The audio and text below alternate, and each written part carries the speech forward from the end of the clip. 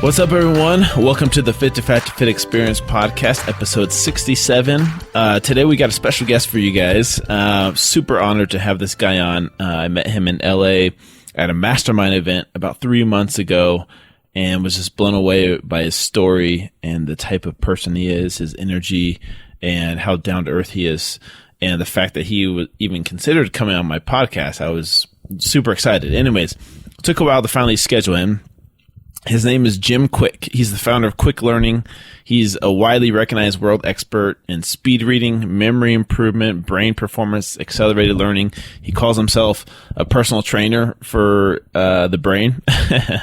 So right up my alley, to be honest with you, because I feel like there's a parallel between, you know, our bodies and our minds as well. And you need to work out your brain just like you work out your body, right? Jim Kwik, he's amazing. He's worked with Will Smith, Elon Musk, Wolverine, you know, Hugh Jackman, all kinds of CEOs and celebrities. And he just has an amazing story, you guys. He talks about his childhood brain injury that he had as a kid, which caused him to have, learning and educational issues growing up, in the education system here in America, and how he, you know, couldn't learn. He couldn't read. He had taught himself how to read through comic books. And that's his connection to superheroes. And he believes that we all can have these superpowers that he has. You know, he can memorize, you know, a room of 100+ people and memorize all their names. But he honestly believes that every single person has the capability to do that. And so we dive into his story a little bit, his origin story of how he, you know, developed this talent, and now how he teaches it and how he works with celebrities now. And so many tips for, we get into helping people to remember names, which is a big thing that I've struggled with until I started using his system. And he has a gift for every single person listening to this podcast. So you're really going to enjoy it. Hang around to the end. We did have some audio issues at the end, so we had to kind of cut that part out, but it's just the very end. But all of this, you guys, is such great information. It's so valuable. I really hope you take the time to listen to the whole episode and share it with people that need to listen to this, because it's very, very powerful stuff, and you will love it. A lot of quotables, tweetables, if you will, in this episode that you're going to love and want to write down these quotes in here, because they're powerful. So anyways, before we jump into the episode with Jim, I'm super proud to have our sponsors sponsor this podcast, you guys. We wouldn't be able to continue to do this without our sponsors. Our first sponsor is everlywell.com. I've been working with these guys for a while now, and I love what they do. They make blood testing, you know, getting your blood work done, so much more convenient, affordable, and it's so easy that anybody can do it. So basically, everlywell.com is a website that you can go to, and you can order certain tests that you want to do for your blood work. So your lipid profile, your HDL, LDL, your hormones, your testosterone, your estrogen, your thyroid, those kinds of tests that you usually have to go to a doctor's office to get that work done, draw a lot of blood, wait in line sometimes, you know, or wait at the doctor's office, I mean. And then you get the results back, and sometimes you don't understand what the results even mean. You have to have a doctor explain it to you. But through Everlywell, you go to their website, you order the test, they send it to you, you open up the box, it's got all the equipment in there, and you follow the easy to follow instructions. And usually it's either a prick of the finger or a urine test, for example.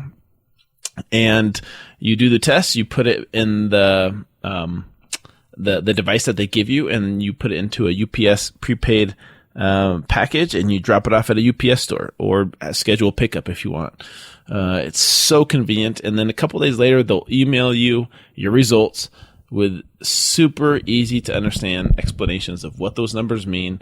And they give you tips from doctors on how to improve those numbers, right? If they're in the red or yellow even, they tell you how to improve those numbers. And so that's what I love about Everlywell. If you guys go to everlywell.com/fit to fat to fit, you will receive a 10% off discount code.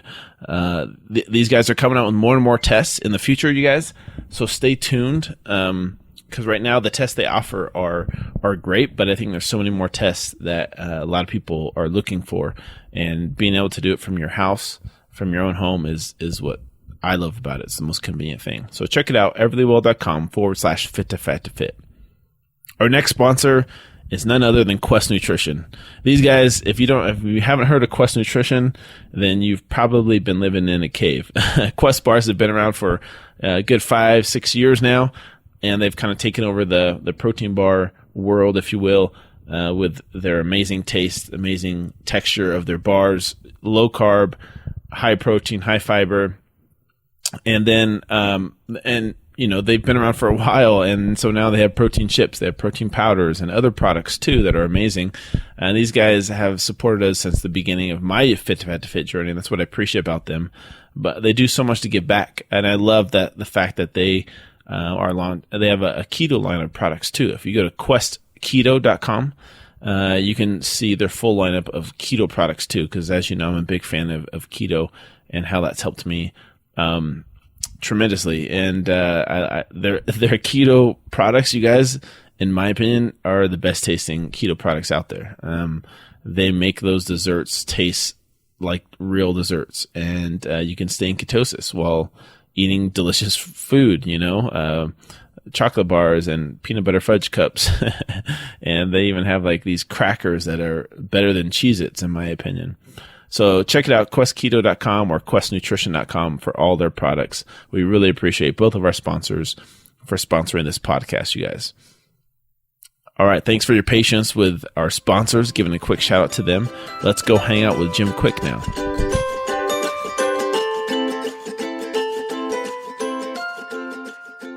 All right, Jim Kwik, welcome to the Fit to Fat to Fit Experience podcast. How are you doing today? I'm doing fantastic, Drew. Much love to you and Lynn.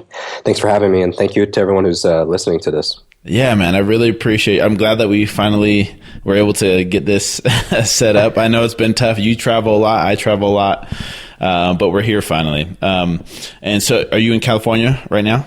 Yeah, I'm at home in Los Angeles. Okay. How about yourself? Yeah, I'm home in Utah now. I was in California actually for the Thanksgiving holidays, but back here in the cold. It's actually beautiful this time of year with the snow-capped mountains. I'm not sure if you've ever been out here, but the Rocky Mountains are beautiful. I have. I've been up to Park City, to Eden, and I love the whole state. Amazing. Those are both great places, man. Just to forewarn you and my followers too. Today is day one of my 7-day fast. So I'm embarking on a 7-day fast, no food. So if I seem a little bit off, I'm going to use that as my crutch. I'm going to blame my 7-day fast. I love it. Yeah. But, anyways, appreciate you coming on. So I kind of want to start off by first introducing you to my audience, because I don't know if a lot of my audience knows who you are. Mostly I interview, health and fitness professionals or doctors, sure, nutritionists. Maybe start off with, you growing up and, what type of environment you grew up in, and then maybe talk about your brain injury at a young age too, because I think that's really important. Sure. I know we're going to talk about teaching people how to remember names and improve their memory. So, the origin story pretty much is, I tell people, when people ask what I do, I tell them I'm kind of like a personal trainer for the brain. And so I don't have the 6-pack abs, but hopefully my mental muscles are pretty carved out. So what I do is I help people just get sharper, faster, better memory, learn faster, be a clear thinker, sharper focus, and all of that, because I think it's not just mental intelligence now, it's also mental fitness, and I think that's so important. And so I know that's the conversation. But like yourself, I had my challenges. Now, I know this was self-inflicted. Yeah. And mine, I wouldn't have necessarily chosen. Maybe I'll choose it now, but it was really tough. As you mentioned, I had a brain injury at the age of 5. And I had, as a result of it, I had learning challenges. And how that manifested was I didn't understand things like everybody else. Because of this head injury and this traumatic brain injury, teachers would have to repeat themselves 5 or 6 or 7 times, and I still wouldn't get it. I had a very bad focus. I was easily distracted. My memory was nothing to speak of. It took me actually an extra 3, almost 4 years to learn how to read. And that was a big challenge. And I actually taught myself how to read by reading comic books late at night. And something about I don't know if a lot of your audience likes to watch, superhero movies and stuff like that and TV shows.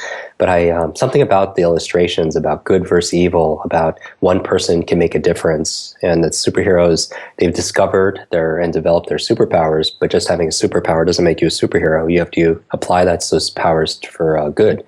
And I think the world really needs modern day superheroes. And I'm not talking about shooting lasers out of your eyes or leaping tall buildings, but be able to discover their unique ability, your unique talent. I think everybody has a unique purpose and unique power. And so I've been on a quest to find mine. And because I had this brain injury, I struggled all through elementary school and middle school and junior high and high school. And I really suffered. And again, I don't know if asked if I would still go do that by choice, if I had a chance to change it. But like with your experience of going, fit to fat, to fit again, it really drove in my empathy. And I think it's important for anyone who, as someone's a coach or if they're a parent and they're working with individuals, to understand the challenges, the emotional, mental, everything that comes with, what you went through when you're going from fat to fit again. And so I know what that struggle feels like. And so at the age of 18, I was lucky enough to get into university, and I thought I could start fresh and make my family proud. My parents, they immigrated here. They didn't have a whole lot, but we were abundant in other areas, if you will. But I was the oldest, and I am the oldest. I have a younger brother and a younger sister. And we were growing up in a suburb of New York City, and I wanted to do good and be a good role model for my siblings. And I thought I could start fresh and show them and show the world, show myself that I could really do it, that I was good enough, that I was smart enough. And I actually did worse. And I was actually ready to quit college, and I didn't know how to tell my family because I didn't want to be the big disappointment. And a friend of mine said, "Hey, I'm going home for the weekend. Why don't you come with, get some perspective," right? And I think perspective is so important to solve problems. For anyone who has a health challenge, relationship challenge, financial situation, we all have these challenges, right? And so I think perspective, a change of place or a change of people, usually helps you to see things from a new angle. And so I agreed to do it. And the family was they're pretty successful. They're happy. They had money and such. And the father was walking me around his property before dinner and by the water there, and asked me a very simple, innocent question that you would ask an 18-year-old. And he said, "How's school?" And that was like the worst question somebody could ask me at that time. And I just break down. And I'm an introvert, but to this complete stranger, I just start bawling, and I tell him that I'm just, school's not for me. I have this injury. I'm not smart enough to do it. And he was like, very smart man. He actually asked me a new question, and I found that asking new questions lead to new answers. And he asked me a question that no one's ever asked me before. He's like, "Well, why are you in school?" Which is kind of interesting. Like, why are you in school? What do you want to be? What do you want to do? What do you want to have? What do you want to share? And I didn't have an answer right away, but he kept on prodding, and I eventually opened my mouth, and he said, "Stop." And he actually reached down in his back pocket and took out a journal, and he tore out a couple of sheets of paper, and he made me write it down. And this was, 25 years ago. At this time, it was like a bucket list, right? And when I was done with it, I must have had 50 things on that list, and I start folding up the sheets of paper to put it in my pocket, and he grabs it right out of my hand. And I'm like freaking out because I wasn't expecting somebody to see this list, right? I'm dreams. And he starts looking at it, and he looks at me, and I don't know how much time went by, but he spreads his index fingers about 10 inches apart, and he says, "Jim, you are this close to every single thing on that list." And I'm just thinking, there's just no way. Give me 10 lifetimes, I'm not going to crack that list. And he takes his 2 index fingers, and he puts it to the side of my temple, to the side of my skull, my head, right? Meaning that, between that, my brain was really the key to get everything on that list. And he walks me into his home and into a room. I've never seen a room like this before. It was walled, you'd love this, wall-to-wall, ceiling to floor, covered in books. And he just starts grabbing books, and he starts handing them to me. And I start looking at the titles, and they're books of some amazing men and women in history. highly accomplished that really changed the world. And also some very early personal development books like Norman Vincent Peale, The Power of Positive Thinking, Psycho-Cybernetics, Napoleon Hill, and Dale Carnegie. And he says, Jim, I want you to read one book a week. And I'm just thinking, you got to be kidding me. I was like, did you hear my story? And I think we all have these stories, right? Yeah. We all have these stories, and I think that's sometimes we have to give up in order to be able to reach another level of, break through another level of limitations. We have to give up that story sometimes, that we're not old and we're too old, or we're not smart enough. We don't have the education, the IQ, whatever it is. And so I tell him I can't read all these books because I have too much schoolwork. And he looks at me and says, Jim, and I'll always remember this, said, Jim, don't let school get in the way of your education. And I was like, that. That's wow. Awesome. I didn't realize at the time it was Mark Twain. Yeah, quote. Mark Twain, yeah. But Drew, it really hit me, and I was just like, truly that makes sense to me, and I still can't commit to reading all these books. And then very wise man, he reaches into his pocket and he takes out my sheets of paper with all my dreams, my bucket list, and he starts to read them off one by one. And something about hearing a stranger who's obviously very successful, someone I just met, and saying out in the universe my dreams and my desires, my fantasies, if you will, and it messes with my spirit, something fierce. And honestly, a lot of the things on that list were things I wanted to do for my family, for things they could never afford to do for themselves. And with that leverage and that motivation, because I find that motivation is such a key to memory, wanting to learn something like a name or something like that, it's very important. With that motivation, just like motivation for eating the right foods, right? Tapping into that drive to work out, each day.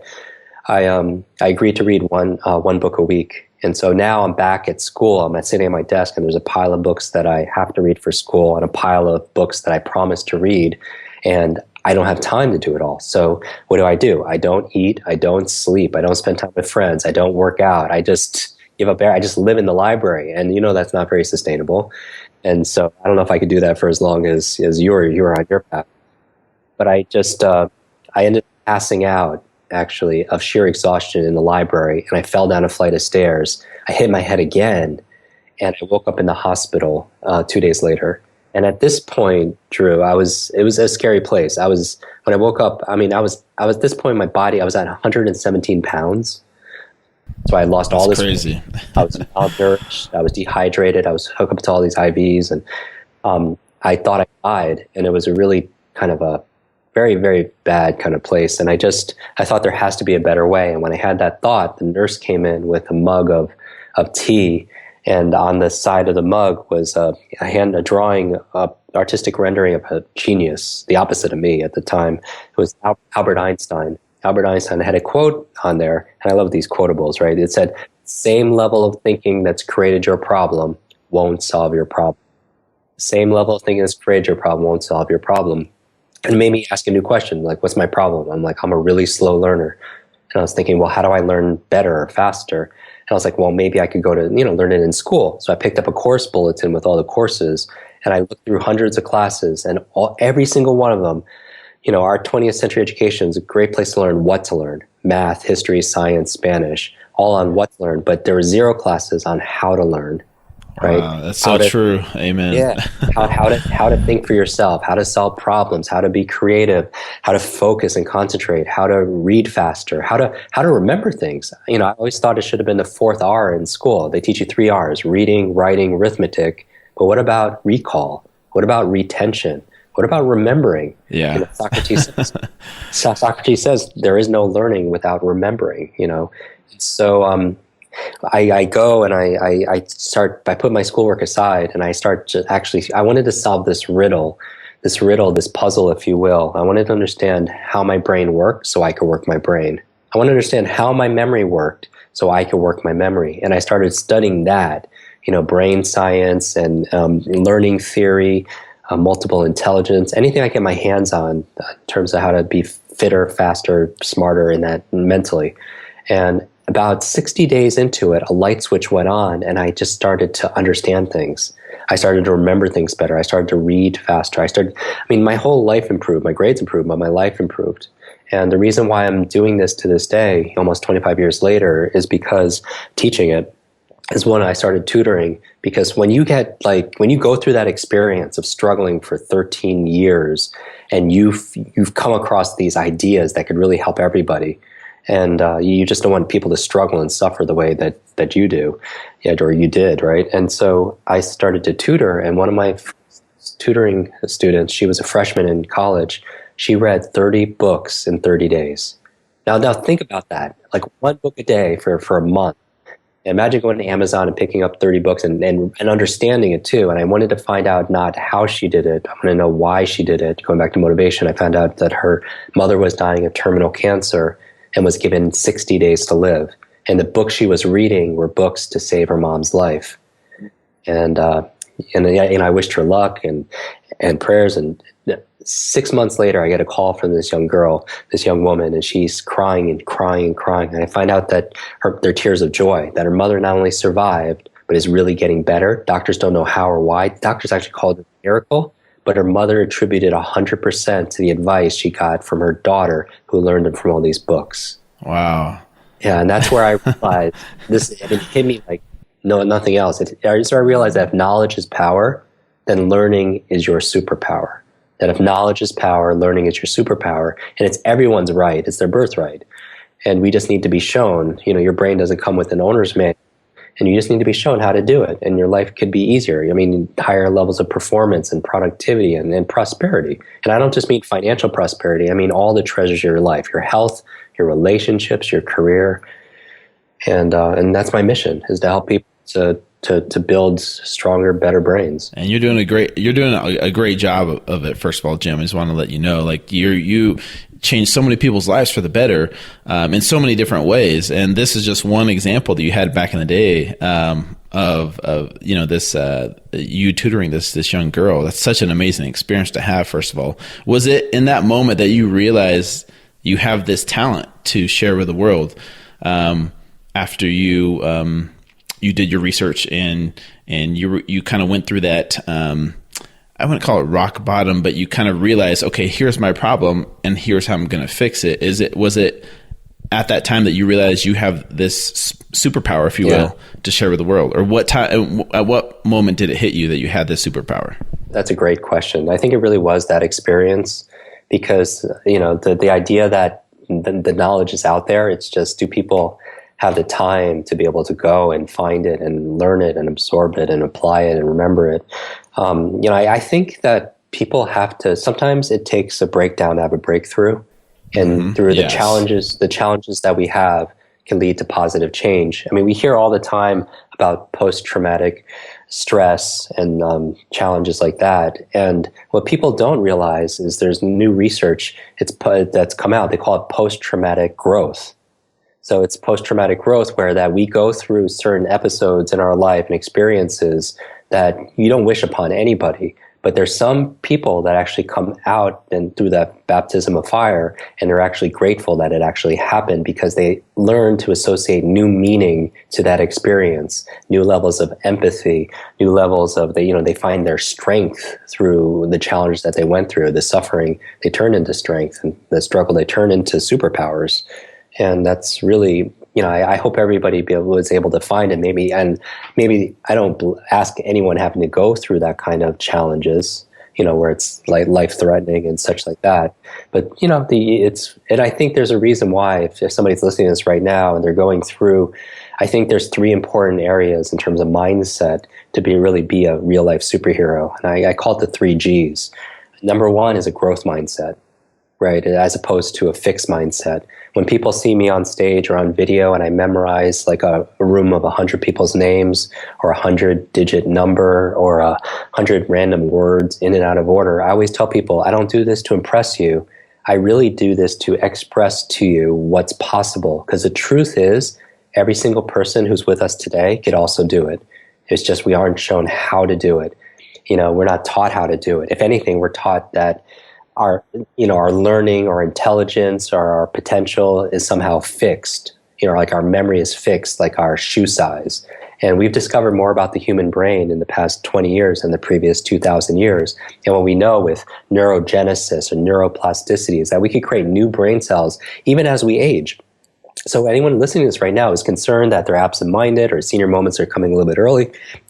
You could actually do it. And the way to do it is the same way you create new brain cells and new connections. Neuroplasticity is the same way you build your physical muscles. It's nutrients and it's novelty.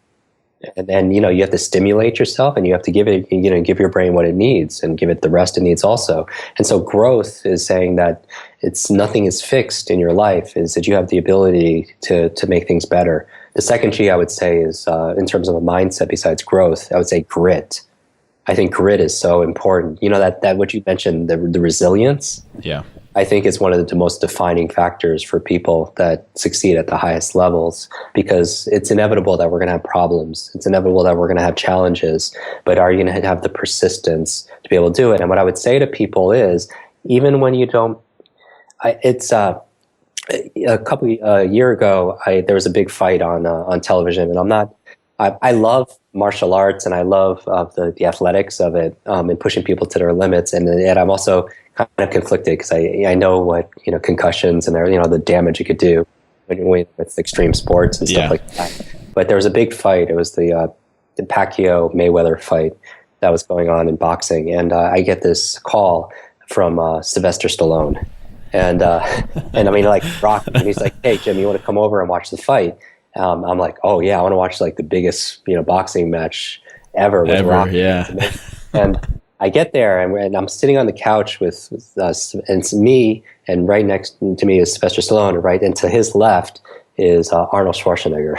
Oh my gosh. And I swear, if it's a picture of that couch, people will be like, "Dude, who photoshopped that Asian guy on that couch?" Oh my gosh. Afterwards, I didn't, the fight was, kind of blah, but afterwards I was like, I'm always insanely curious, like you are, with people. And I was like, "Hey guys," I was like, "what does it take to be a champion like these guys? Like in any area, whether it's boxing or anything, what does it take?" And I remember Arnold, he said to me, he said, "Jim," he said that the key is being able, in terms of what makes a champion or what you call superhero, is someone who's able to push past the pain period. Push past the pain period. And I was just like, wow. I was like, that's a great metaphor, because all the time, like, when I'm talking about grit, we all go through these pain periods, and it's pushing past that. And what I would encourage people who are struggling right now is, I would say that if it's important to people, it's worth doing. And first of all, I would say ask for help, because I think that's a sign of strength. I think there are a lot of people who are struggling right now who aren't asking for help, and they're struggling, privately about it. And like I was for 13 years with my learning challenges. So I think asking for help is a sign of strength, not weakness. The other thing I would say is, self-care is so important, because it's hard to have resilience when you're tired or you're not eating right and you're not taking care of your body. So I think scheduling self-care is so important. But the other thing I would say is, people are watching you.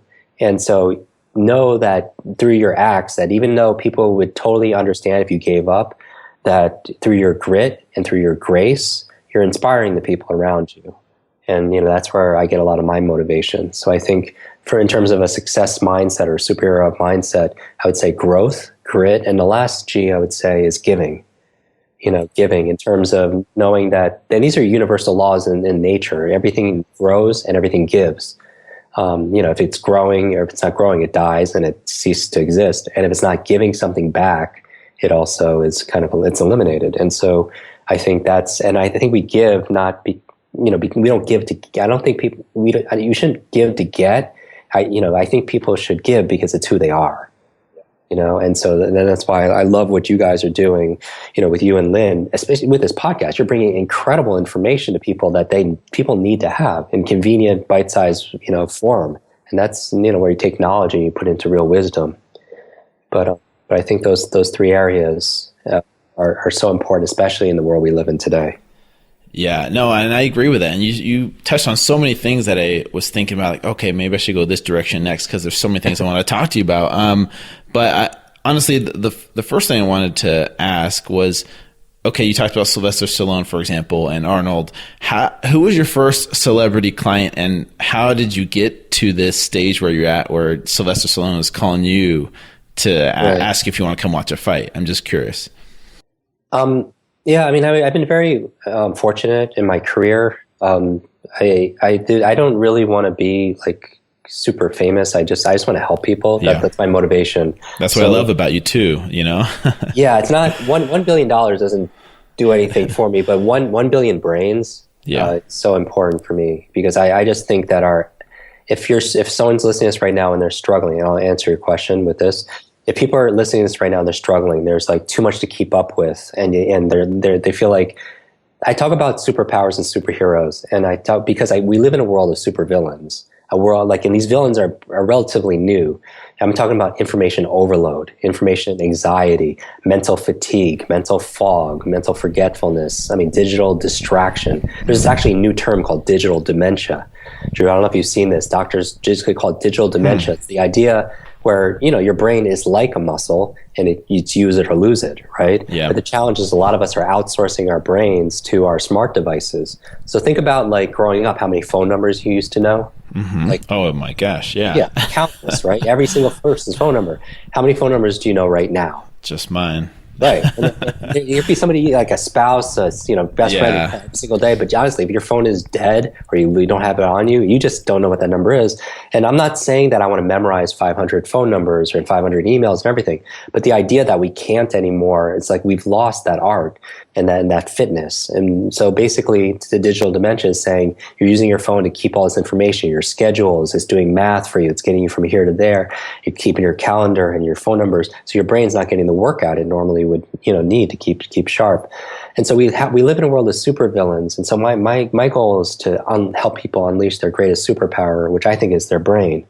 And so, because that's how we create a lot of the value that, in our lives, because it controls everything. Now, in terms of the, I get to work with a lot of interesting individuals. I get to train. I've done trainings for everyone, from Elon Musk at SpaceX to Will Smith, and I help actors speed read scripts or memorize their lines. And honestly, I like to do it just because I like to be around like my childhood heroes, because they were inspirations for me. When I was growing up, I couldn't read very well, so I would watch movies.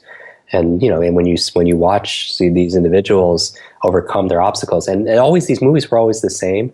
It was always like the size, of the villain determined that size of the hero, right? When the villain was really smart and they were really powerful, then the hero had to be that much better, and that's what we get excited about, right? Yeah. And so how I ended up actually doing this was I got called in a few years ago to do, and this is the reason why I moved to Los Angeles. I got called in by the CEO of 20th Century Fox, and to do a training, like a half-a-day training for him and his executive team on a Friday.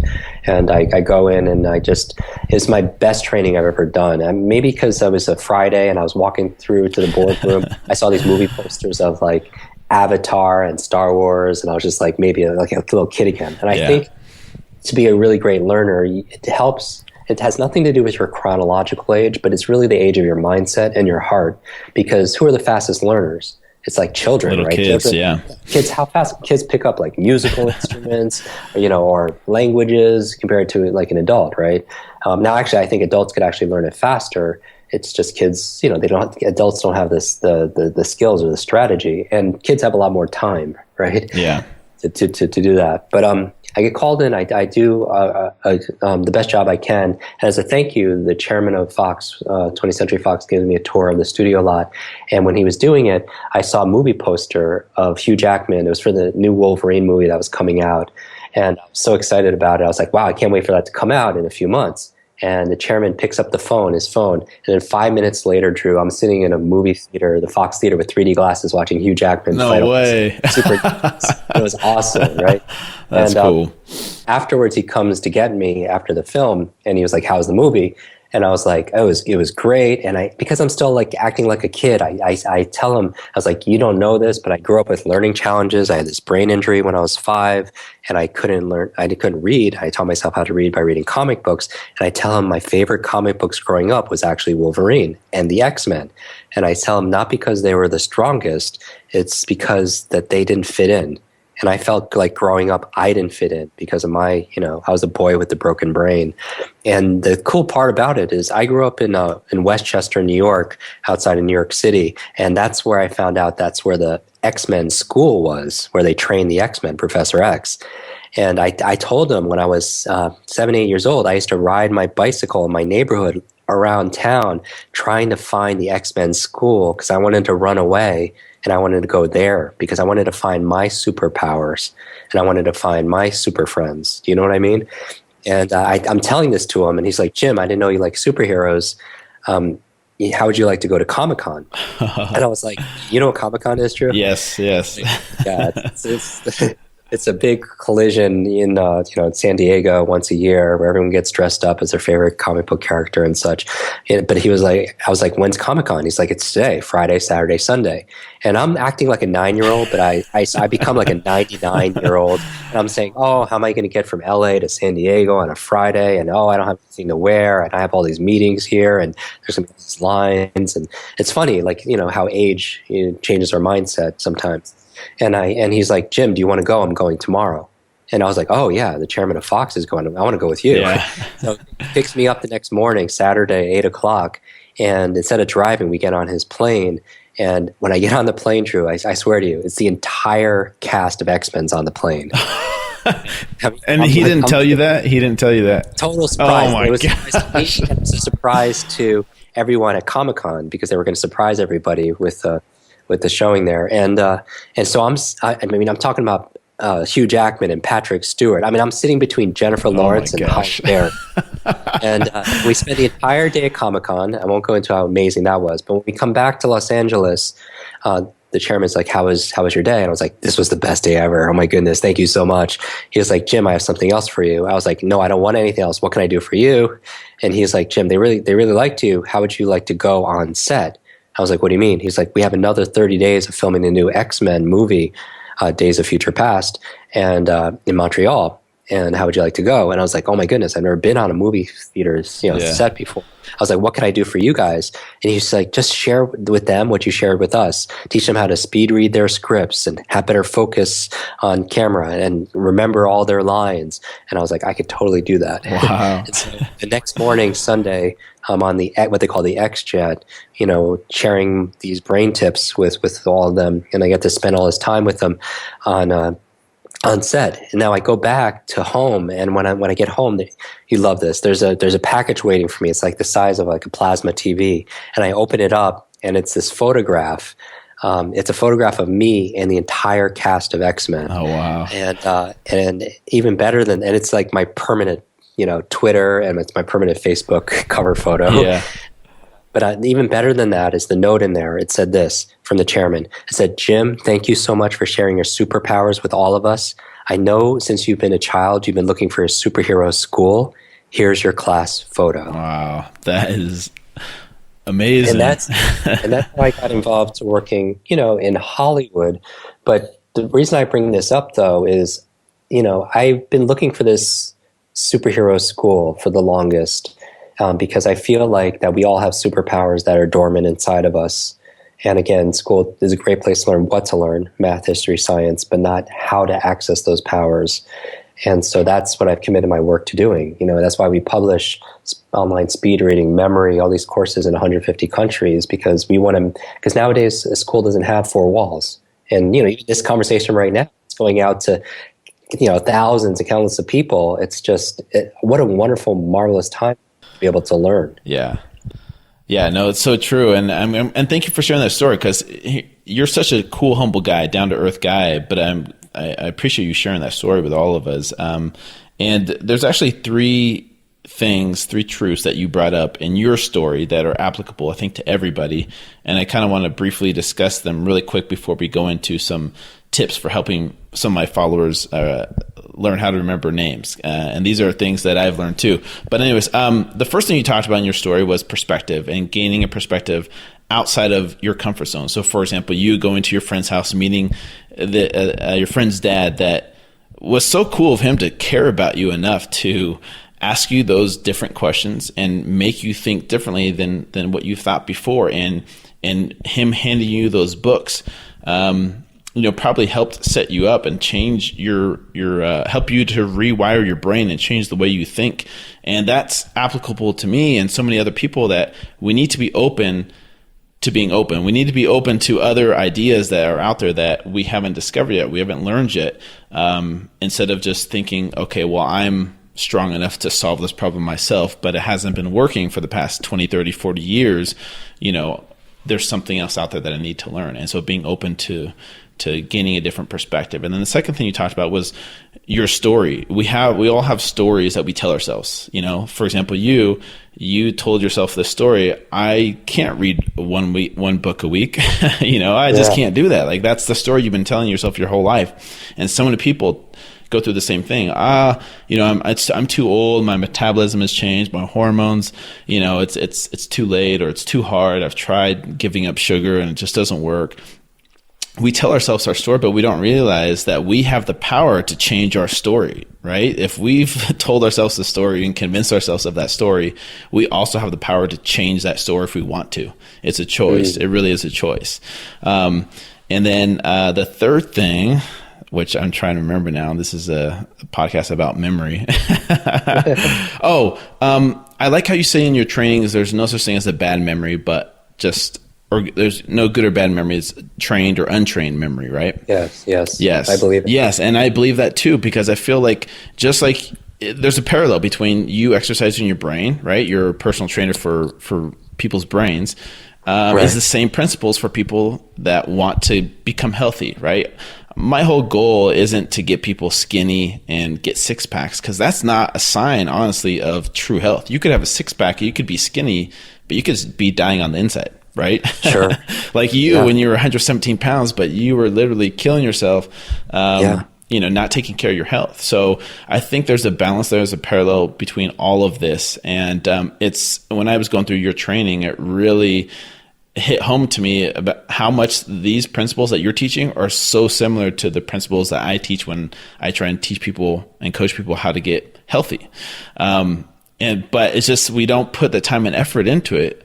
Just like with exercise, we're like, isn't there just a pill I can take? Unfortunately, there's not. But anyways, I wanted to get into you talking about helping people to remember names, because this is one of the biggest things I struggle with. I meet so many people, and they could have just said their name, and 2 seconds later, I'm like, I in my head, I'm thinking I just forgot their name. Yeah. But go ahead. No, and I love that, because even what you just said, perspective and story and the beliefs, those three things have an enormous impact on people's ability to remember names. Like I remember so I think perspective is important. And even things like the words we use, we do an annual event called Superhero You, YOU, about being your best self. And our last one, I was on stage interviewing Quincy Jones, right, a legend. Yeah. And he's amazing. He speaks over 20 languages. He's incredible.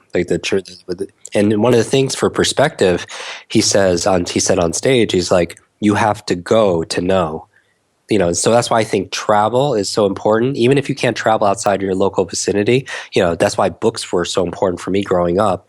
When I was learning this stuff, because it gave me perspective to travel different places, even if I couldn't physically go somewhere else. The other thing he said in terms of perspective, I asked him about how I was asking about We Are the World and Michael Jackson and all this other stuff. And I'm saying that to be able to achieve those kind of levels of success, and success in anything, whether it's remembering names or anything, there are going to be some problems along the way. And he's like, Jim, I don't believe in problems. I'm like, what do you mean? I was like, no, problems don't exist. I'm like, whoa. I mean, what do you mean? What do you call problems? He's like, I don't call them problems. He's like, I call them puzzles. I'm like that. Wow. I even just saying that, I got like goosebumps thinking. I call them truth bumps. But it's like, but that's a different perspective, because all puzzles have a solution, right? And so it becomes a different level. And when you're talking about, so that's perspective. I think story, which you're talking about, people's story about, I'm too old or I'm too this. I think it makes a big difference, because here's the thing: if you fight for your limitations, you get to keep them. Yes. You fight for your limitations, you get to keep them. And that goes even deep in belief, what we're talking about. Belief, remembering names, that's a big deal. People say I'm horrible at remembering names. I remember I was preparing to run a marathon, with a name like Kwik, which is my real last name. Your life is pretty much planned out. I'd be a runner in school. I have to be careful of driving, because you're not going to talk your way out of a ticket when your driver's license says Kwik right on it, speeding ticket. I get to teach speed reading and speed recall. But I was preparing to run a marathon, and one of the chapters in this book I was reading was the psychology of doing it. And it said this verbatim. You'd appreciate this verbatim, because I'm a memory expert. It said, he said, your brain is like a supercomputer, and your self-talk is the program it will run. So if you tell yourself you are not good at remembering names, you will not remember the name of the next person you meet because you program your supercomputer not to. Wow. That's powerful. Right? That's so true, though. It's so true. Yeah, and I would tell people for remembering names, I would, here's the thing. When you talk to yourself, that conversation is so powerful. So if you say you're too old or I'm not good with names or whatever, it's an unconscious command. And here's the tweetable, if you will. The tweetable is, your mind is always eavesdropping on your self-talk. Your mind is always eavesdropping on your self-talk. It's a tweetable at Jim Kwik. But so remembering names, you have perspective and story. You need a positive perspective. You need an enduring, appealing story, and also you need a powerful, empowering belief. But here's tactical stuff that could help people remember a name. So first of all, we have to know that it's important. Right? If there's one business etiquette or networking skill to have, it's the ability to remember people's names. Because here's the thing.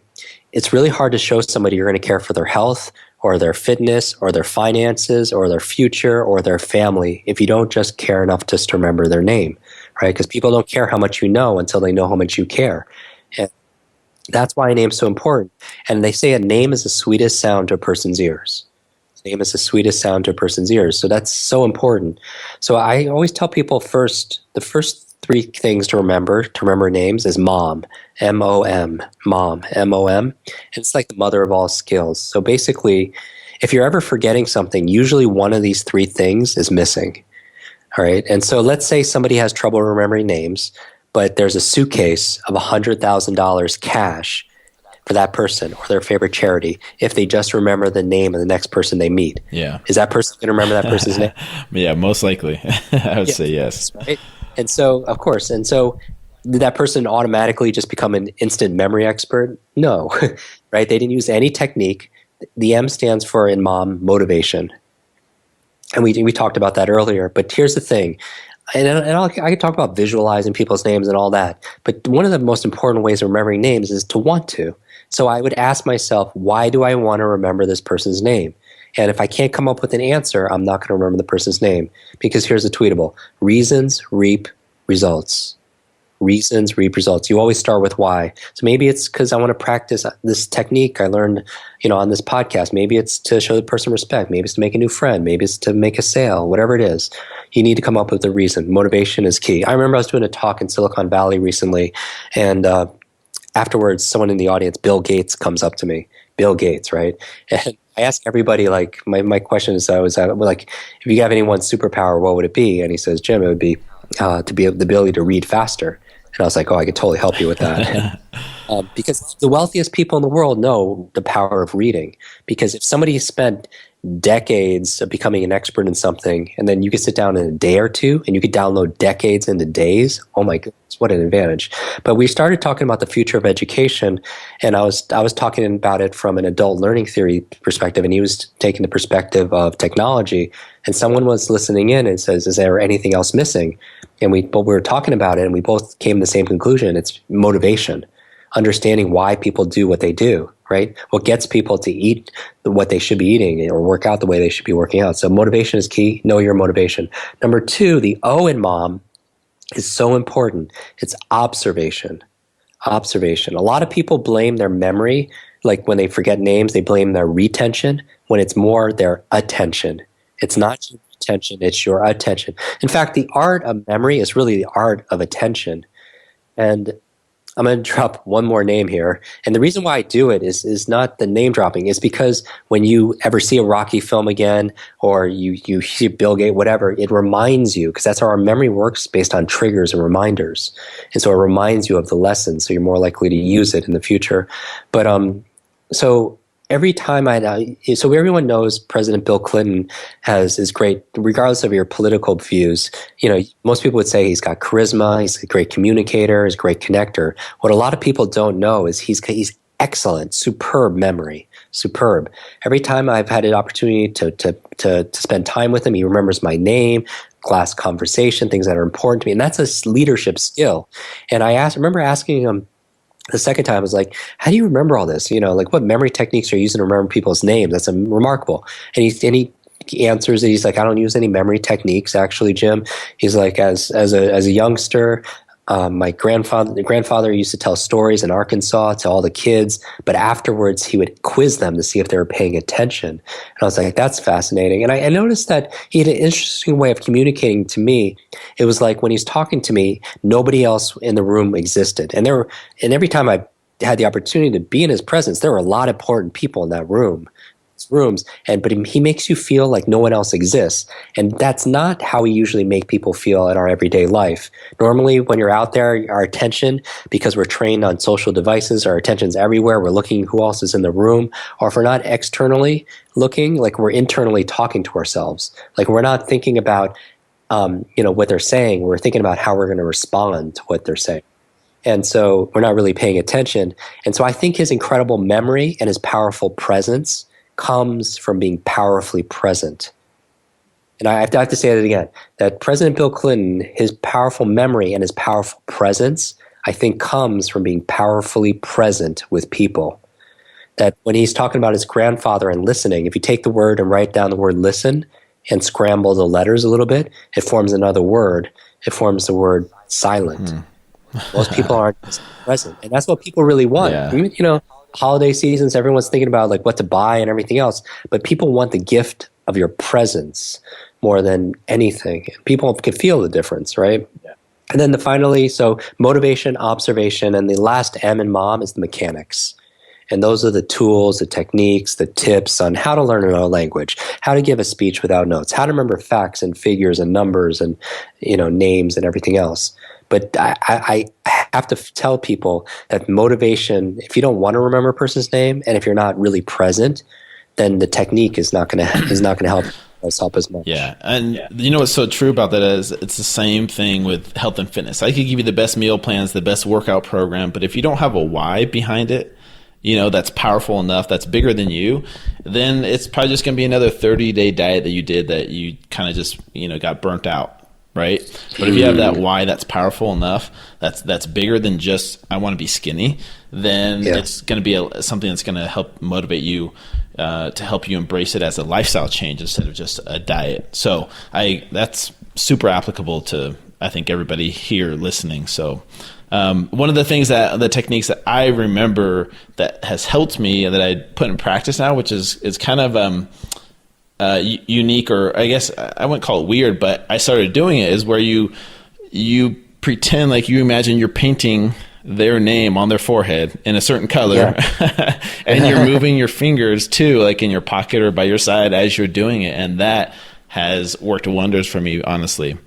Yeah, and I'll tell you why, because so we teach a couple dozen different ways of remembering names. That's just one of them that stuck with me in our courses. But like what FDR actually did, is he would walk around, he would remember everyone's name, FDR, and he would actually imagine the person's name on the person's forehead, like it was a name badge, and that visual cue helped.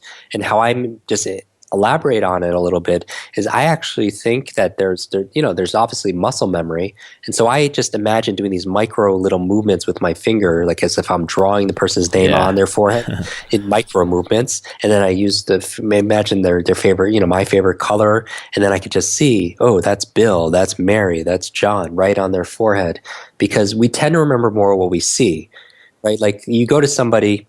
A lot of people are much better with faces than they are with names. You go to someone and say, hey, I remember your face, but I forgot your name. You never go to someone and say the opposite. You never go to someone and say, hey, I remember your name, I forgot your face, right?